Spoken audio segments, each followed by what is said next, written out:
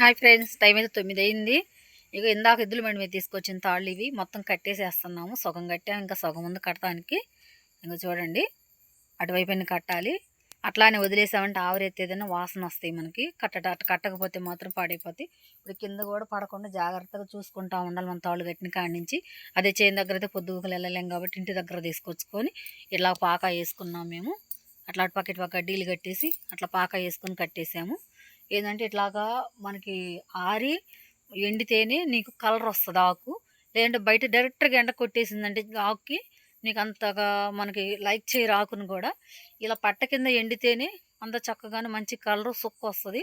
ప్రతి ఆకుకి పొగాకు వచ్చేటప్పటికి దొరల పొగాకు అంటారు దీన్ని. వైట్ పొగాకు, వైట్ బర్లీ కదా మనం వేసింది, దొరల పొగాకు.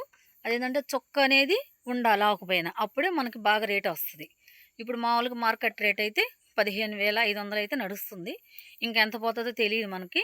కానీ దాని వెనక కష్టం కూడా అలానే ఉంటుంది. ఆకు కొట్టిన కాడి నుంచి మనం ఇదిలా కట్టుకొని ఆవిరెత్తకుండా చాలా జాగ్రత్తగా చేసుకోవాలి. అప్పుడే మనకి పండించినందుకు మనకు ఫలితం అనేది వస్తుంది. దీన్ని చాలా జాగ్రత్తగా ఉంచాలి ఫ్రెండ్స్. పచ్చాకు కదా, ఆ తాడు కట్టడం తెగి పడతాం, తాడు కట్టడం తెగి పడతాం. ఇదే సరిపోతుంది మగ పని. మంచు కురుస్తుంది ఒక పక్క, ఈ ఆకంతా బయట ఉంది. అసలు ఎప్పుడు కడతామో ఏమో కూడా నాకైతే అర్థం కావట్లేదు.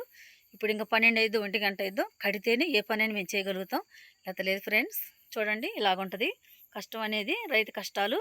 ఇట్లా చేసుకుంటాం ఫ్రెండ్స్. మన ఛానల్ సబ్స్క్రైబర్ చేసి, లైక్ చేసి, షేర్ చేయండి ఫ్రెండ్స్.